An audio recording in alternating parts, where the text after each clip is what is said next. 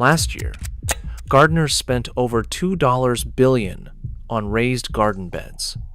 The average backyard gardener invests between $300 and $650 just to fill a single one. 2 by 2. 4. Meter box with lumber, soil, and amendments.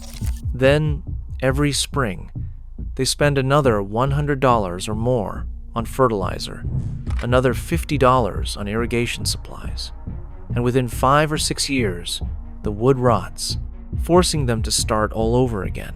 What if there was a method that costs nothing, produces bigger harvests, waters itself, fertilizes itself, and gets more productive every single year for the next 2 decades? What if this method isn't new at all, but ancient, tested across centuries and continents? The only reason you've likely never heard of it is because there's nothing to sell. This is the story of the Z-garden that makes raised beds obsolete, and why the entire garden industry has a financial reason to ensure you never discover it. To understand what we lost, we need to go back, not to a laboratory or a university, but to a grandmother's garden in Germany. In 1962, a German botanist named Hermann Andra published a small gardening booklet that would quietly change everything.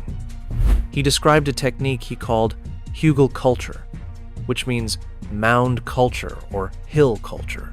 But Andra wasn't inventing something new. He was documenting what he had observed as a child in his grandmother's garden. She had a pile of old woody debris in the corner of her yard, and the plants that grew in and around that pile were extraordinary.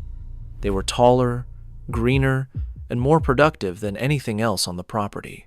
What fascinated Andra was that no one watered that pile, no one fertilized it, and no one tended it at all. It just grew wild and abundant year after year.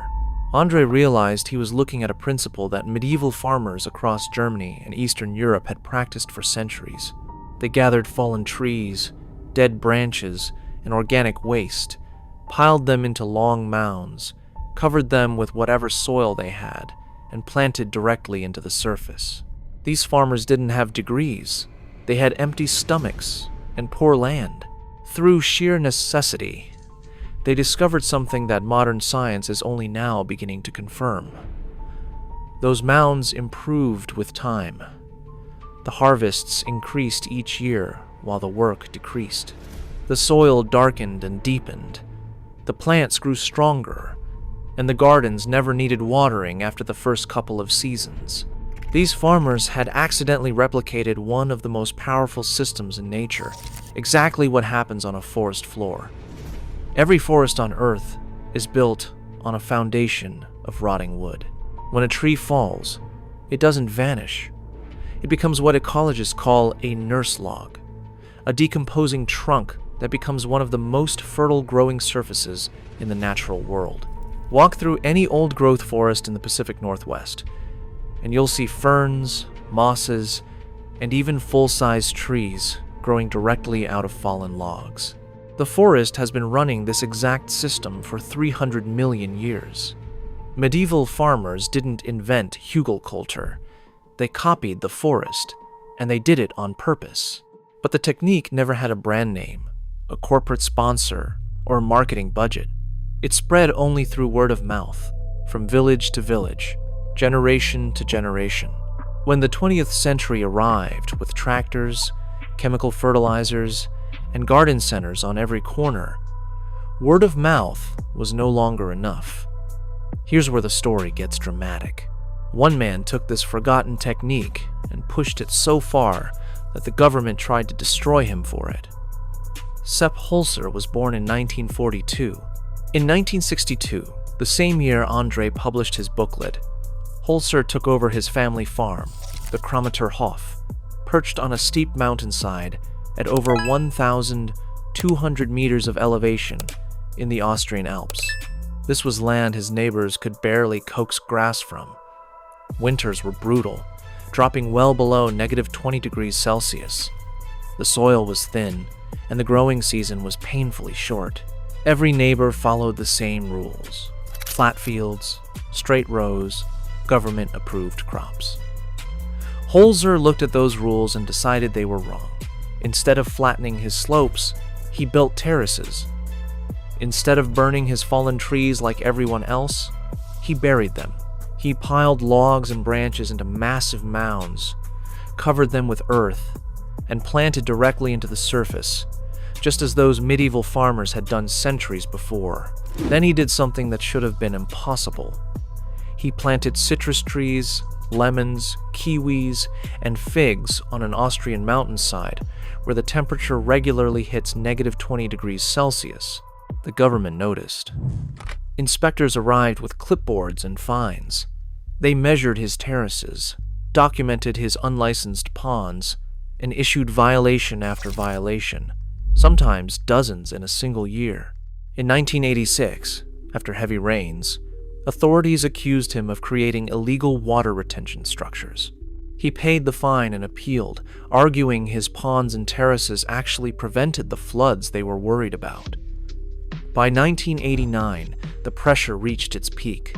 The Agricultural Board threatened to seize his farm entirely and even threatened him with prison.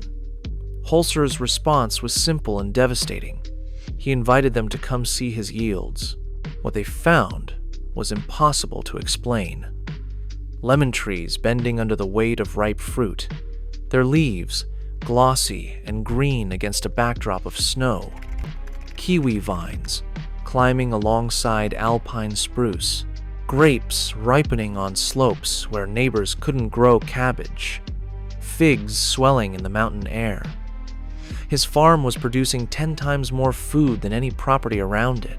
No irrigation, no chemical fertilizer, no imported soil, just buried wood rotting quietly underground, doing exactly what nature designed it to do.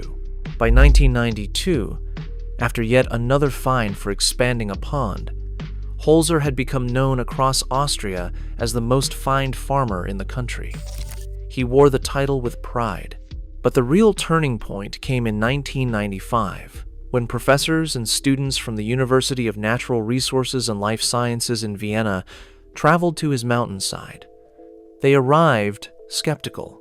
Within days, they certified that the Kremiterhof fulfilled every criterion of permaculture in an exemplary way. The lead professor, Dr. Bernd Lutsch, later described Holzer's farm as containing all the success principles of genuine wilderness ecosystems, the apparent chaos of ecological niches behind which a living order is concealed. Today, Holzer's former farm spans 50 hectares with 70 ponds. He manages it with just 2 people. He uses pigs to plow new beds by throwing corn on the ground where he wants it dug up. A few days later, the pigs have done the work of a tractor and fertilized the soil while doing it. The farm runs on almost 0 external inputs. Even Reinhold Messner, the legendary mountaineer, has called Holzer's work proof that there is another way beyond monocultures and industrial agriculture. But Holzer wasn't performing magic. He was harnessing a process that happens on every forest floor on Earth. And when you understand the science behind it, you will never look at a fallen tree the same way again. Walk into any old-growth forest and look at the ground. You will see fallen logs in every stage of decay, moss growing on the surface, ferns sprouting from the cracks, seedlings pushing up from the rotting wood itself. Foresters have a name for these decomposing trunks: nurse logs. A nurse log is one of the most productive growing environments in the natural world. Here's why. When wood begins to rot, something remarkable happens inside its cellular structure. The cell walls of wood are made primarily of lignin, a complex organic polymer that forms a labyrinth of tiny pores and tunnels. As fungi and bacteria break down the lignin, these pathways open wider. The wood becomes increasingly porous and starts to behave like a sponge. Lignin breaks down, and the structure changes in a way that holds water, not a metaphorical sponge, but a literal physical sponge that absorbs and holds water in quantities that seem almost impossible. In laboratory testing, heavily decomposed pine logs absorbed water equal to 500% of their dry weight. Think about that for a moment. A 5 kilogram chunk of rotting pine can hold 22. 7 kilograms of water inside its structure. Oak, which breaks down more slowly, still doubles or triples its mass with absorbed moisture. This is a real, measurable sponge effect. Now, bury that wood underground, pile soil on top, and plant into it. What you have just created is an invisible reservoir beneath your garden. When it rains, the buried wood absorbs water like a sponge, storing it deep in the mound where sun and wind cannot reach it. During dry spells, that stored water wicks upward through capillary action, feeding moisture directly to your plant roots exactly when they need it most. This creates a hidden, reliable reservoir under your beds. Field measurements tell the story. In the middle of July, when surrounding garden soil cracks and dries to the point where you're dragging hoses every single day, moisture probes pushed into the core of a Hugelkultur mound consistently read 40 to 60% soil moisture. That is springtime moisture levels in the dead of summer. 40 to 60% in mid-July is a dramatic difference. A retired school teacher in the Pacific Northwest built her first Hugelkultur bed with storm-felled maple logs. She packed every gap with grass clippings and layered soil over the top. By the second spring, she coiled up her garden hose and put it in the shed. She hasn't used it since. Her water bill dropped so dramatically that the city sent her a notice asking if her meter was broken. Her water bill fell enough to trigger an inquiry. This is the first thing your raised bed cannot do. A traditional raised bed is essentially a wooden box full of purchased soil sitting on top of the ground. It has no internal water storage mechanism whatsoever. It drains from the bottom and dries from the top, meaning you are on a treadmill of constant watering from the day you plant until the day you harvest, every single season, year after year. A raised bed cannot replicate that underground storage. But water is only the beginning of what buried wood does. Only the beginning.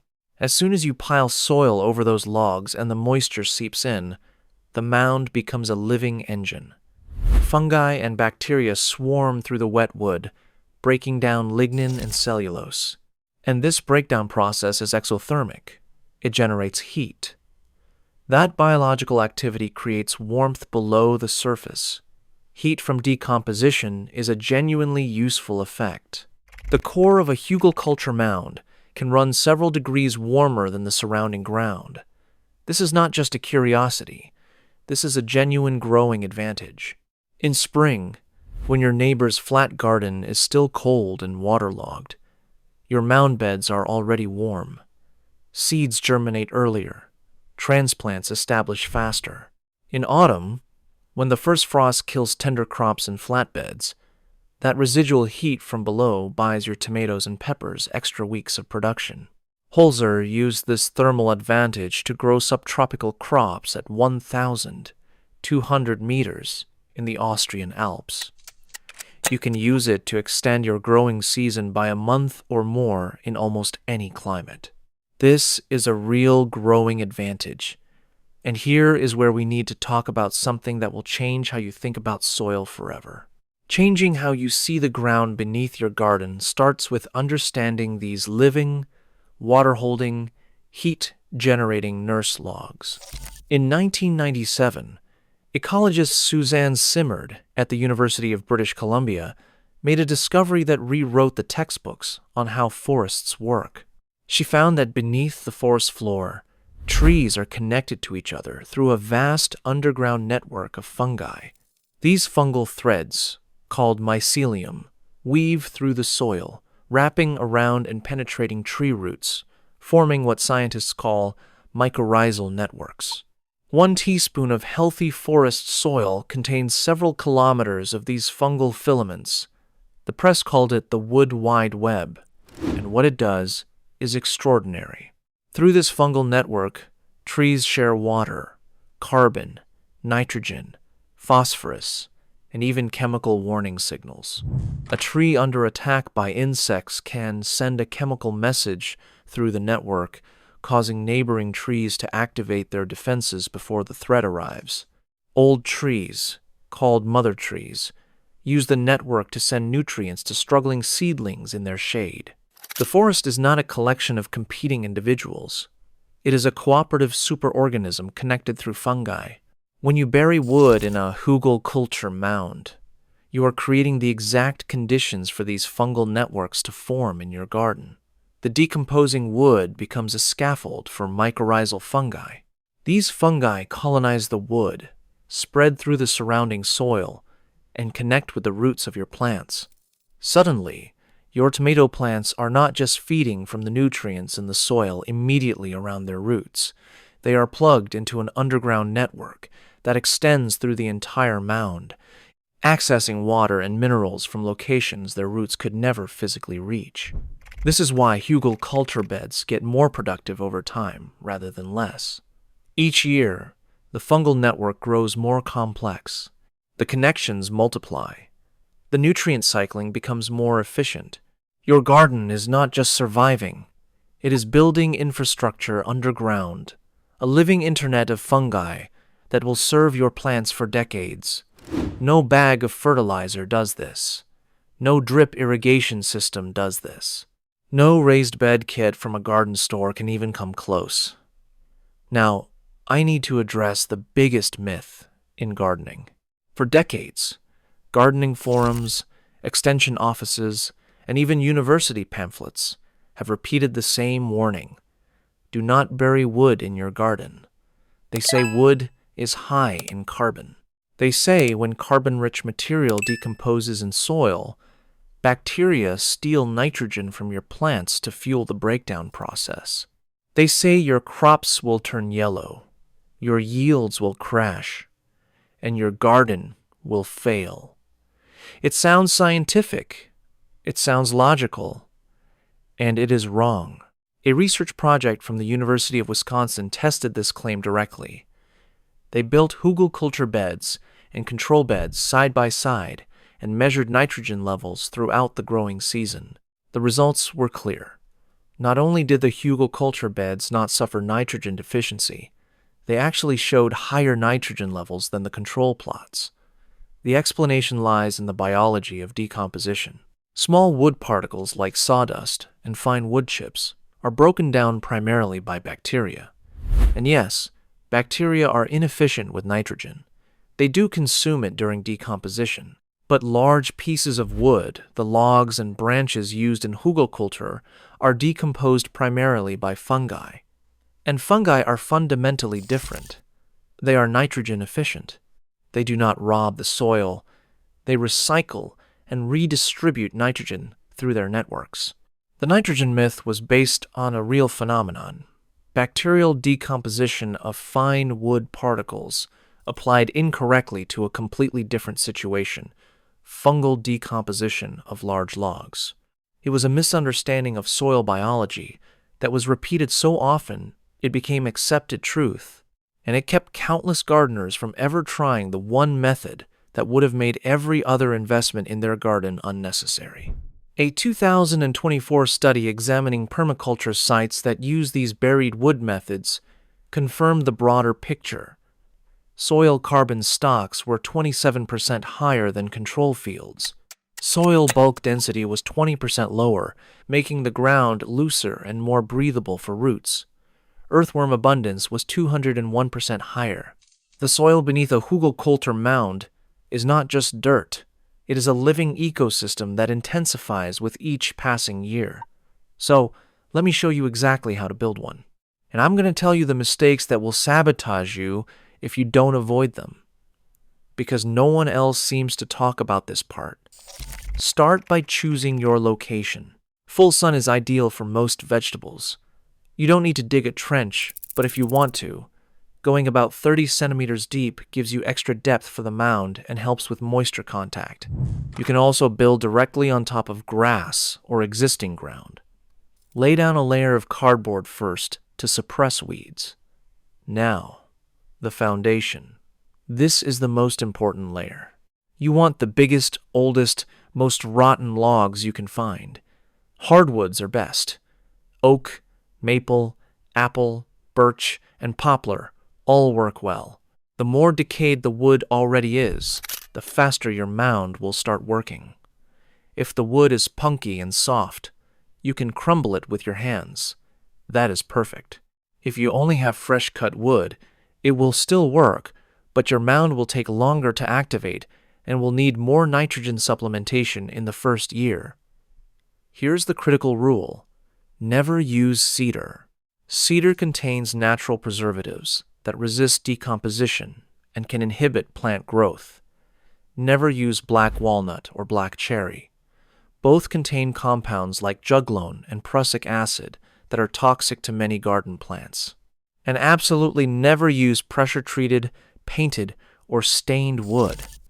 Those chemicals will leach directly into your soil and into your food. Here's a tip that most tutorials leave out. The best wood species for Hugelkultur in order are alder, apple, birch, cottonwood, maple, oak, poplar, and dry willow. But here is the secret advantage.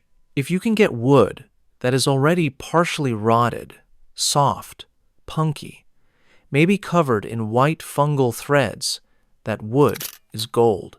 It has already been colonized by the exact organisms you want. It will jumpstart your mound by months. Check after storms. Ask tree service companies. Call your city's public works department. Most municipalities will give away fallen trees and wood chips for free because they are paying to dispose of them. You are solving their problem while building your garden. Some gardeners have built entire mounds without spending a single dollar, using only materials their neighbors were desperate to get rid of. Stack the logs tightly. Fill every gap with smaller branches and twigs. This is not a loose brush pile. Every air pocket is a future sinkhole that will collapse and swallow your plants. Pack it dense. Now, here is where most people make the mistake that turns them into the cautionary tale on gardening forums. After laying the wood, you must add a nitrogen-rich layer. This is not optional. This is the difference between success and a bed full of yellow, stunted, miserable plants. Grass clippings work well. Fresh manure is excellent. Kitchen scraps, coffee grounds, even human urine if you are willing. The microbes that begin breaking down the wood need nitrogen to fuel the process. If you skip this step, they will take that nitrogen from your plants instead. Remember, this is not the same as the nitrogen myth I debunked earlier. That myth says burying wood robs nitrogen permanently. The truth is that there is a brief startup period where the system needs a nitrogen boost to get the decomposition engine running. Once the fungal networks establish, usually within the first year or two, the mound becomes a net nitrogen producer rather than a consumer. But you have to get through that startup phase. On top of the nitrogen layer, add leaves, straw, or other brown organic matter. Then cap the entire mound with 15 to 25 centimeters of topsoil or compost. This is your planting surface. If you need to buy anything at all, this thin layer of topsoil might be it. Total cost? Maybe $20 to $50. Compare that to $300 to $650 for a raised bed. Water the mound well during the first growing season while roots establish and the decomposition process begins. Plant heavy feeders in the first year. Squash, pumpkins, zucchini, cucumbers, and tomatoes all thrive on the initial surge of nutrients and heat. In the second year, watering requirements start to drop significantly as the wood core begins absorbing and storing moisture on its own. By year 3, most gardeners report they have stopped irrigating entirely except during extreme drought. The mound will settle and shrink over time. This is normal. This is the system working exactly as it should. You can add more compost or organic matter to the surface annually if you like, but you don't have to. The mound feeds itself. Let me walk you through exactly what happens inside your mound year by year, because this progression is what makes Hugelkultur genuinely miraculous. Year 1. The wood is fresh. Bacteria and fungi begin colonizing the logs. The decomposition process generates noticeable heat from below. Your mound is several degrees warmer than the surrounding soil. You still need to water, but less than a traditional bed because the wood is already beginning to absorb moisture. Heavy feeders like squash, pumpkins, and tomatoes thrive on the initial nitrogen burst from your green layer. Year 2. The fungal networks are now established and growing. The wood core is absorbing and holding significantly more water. Most gardeners report cutting their watering in half or eliminating it entirely. The soil is visibly darker and richer.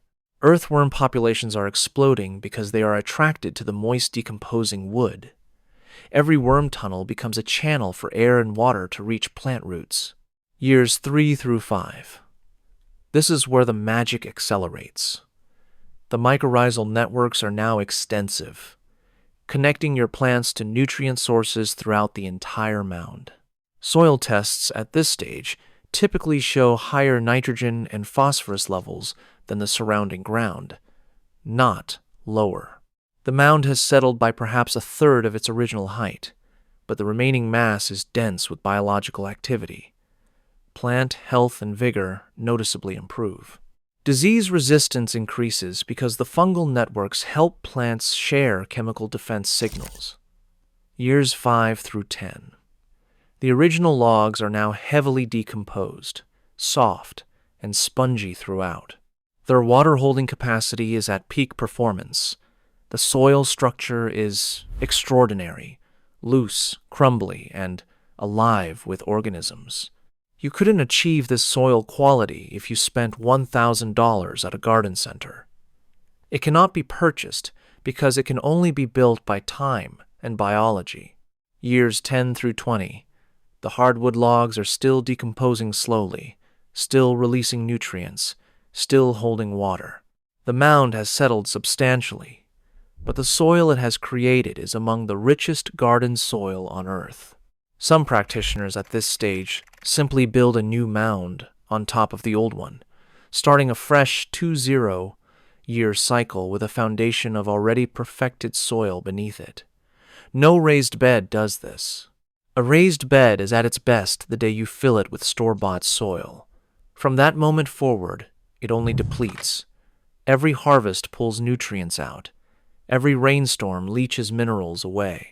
Every season demands fresh inputs just to maintain baseline fertility.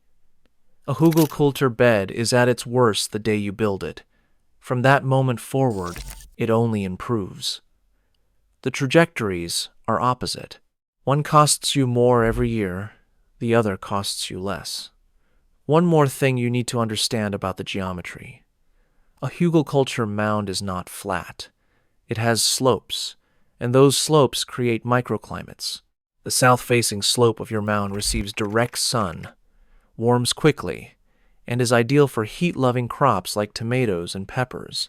The north-facing slope stays cooler and retains moisture longer, perfect for lettuce, spinach, and herbs that bolt in too much heat. A single mound can accommodate plants with completely different needs, positioned according to their preferences. You are not just building a garden bed, you are engineering a landscape. The practitioner results are consistent. One gardener documented harvesting 54 kilograms of cucumbers from just 2 first-year beds. The same beds produced 42 full-size pumpkins. Another tracked every dollar and found that the savings from eliminating fertilizer, irrigation, and soil purchases paid for his entire seed order twice over in the first year alone. Now we arrive at the question that explains everything. If this method is so effective, if it costs nothing, if it gets better every year, if the science supports it, why does no one teach it?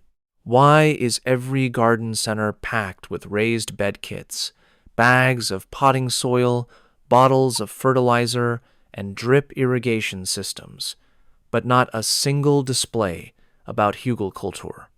Follow the money. A standard raised bed kit sells for $100 to $300. The soil to fill it costs another $100 to $200. The fertilizer runs $40 to $60 per season. Drip irrigation kits cost another $50 to $80.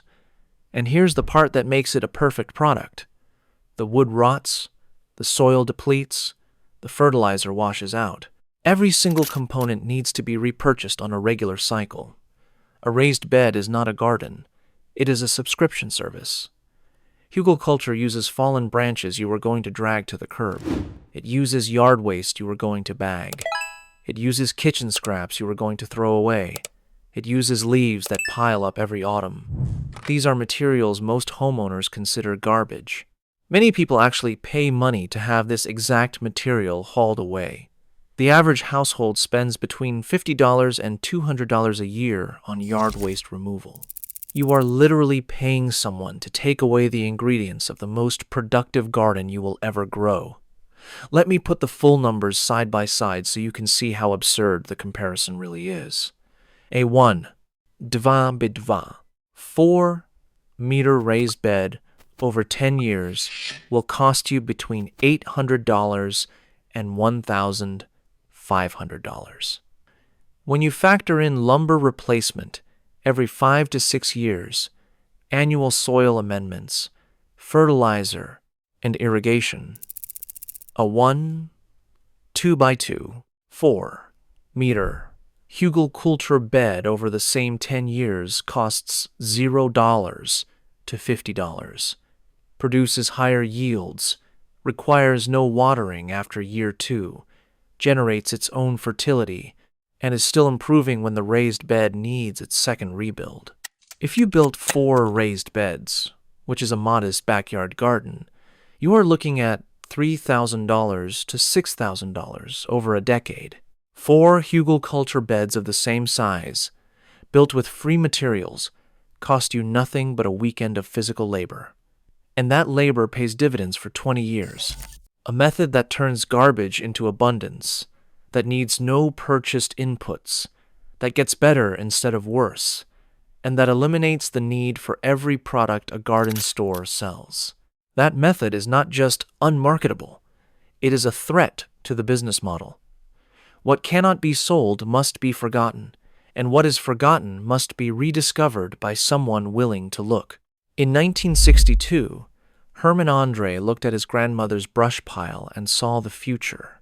In that same year, a 20-year-old Austrian farmer began building wood mounds on a mountain slope that every expert said was worthless.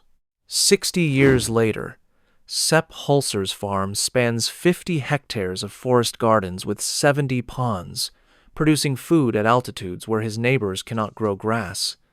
He was fined hundreds of times. He was threatened with the seizure of his land. He was threatened with prison. But the lemons kept ripening in the snow, and the soil kept getting richer. And eventually, even the inspectors traded their fine books for cameras because the evidence was impossible to deny. The flat field won the 20th century because tractors needed smooth ground. After 1920, mechanized farming demanded uniformity. No bumps, no mounds, nothing that could slow a steel wheel or jam a plow. Fields were scraped level. Brush was burned. Mounds were flattened. The old technique disappeared not because it failed, but because it did not fit on a conveyor belt. A tractor can cover a flat 0, 4 hectares in minutes, planting row after row without interruption. Efficiency became a numbers game. More ground covered, fewer obstacles, higher yields per hour. And the fertilizer companies were happy to fill the gap. When you flatten the mounds, you destroy the reservoirs. When you destroy the reservoirs, you need irrigation. When you burn the wood, you destroy the slow-release fertility. When you destroy the fertility, you need chemical fertilizer. Every product the garden industry sells today exists because we abandoned the system that made all of them unnecessary. But you are not driving a tractor through your backyard. You are trying to grow food for your family. And for that purpose, the mound wins. It has won for centuries. We just forgot to look down. Every pile of brush in your yard, every fallen branch after a storm, every log rotting behind the shed. These are not trash. They are 20 years of water, 20 years of fertility, and 20 years of harvests waiting to be activated. Your city may even give you free wood chips and fallen trees if you ask. Arborists are often desperate to find somewhere to dump their material. You are solving their problem while building your garden. The raised bed industry does not want you to know this. The fertilizer companies do not want you to know this.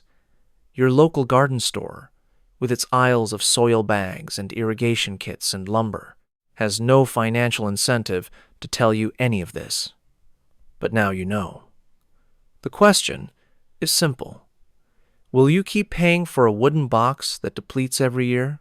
Or will you bury some logs, pile on some soil, and build something that your grandchildren will still be harvesting from? The ground remembers what you give it. Give it wood, and it gives you decades. Here is one final thought. In 2009, Sepp Holzer handed the Krematorhof to his son, Joseph. The mounds his father built in the 1960s were still producing. The soil was richer than the day it was built. The ponds were still full. The lemons were still growing. A garden built from garbage and conviction, started by a 20-year-old farmer that everyone said was crazy, outlasted every fine, every threat, and every expert who said it could not work.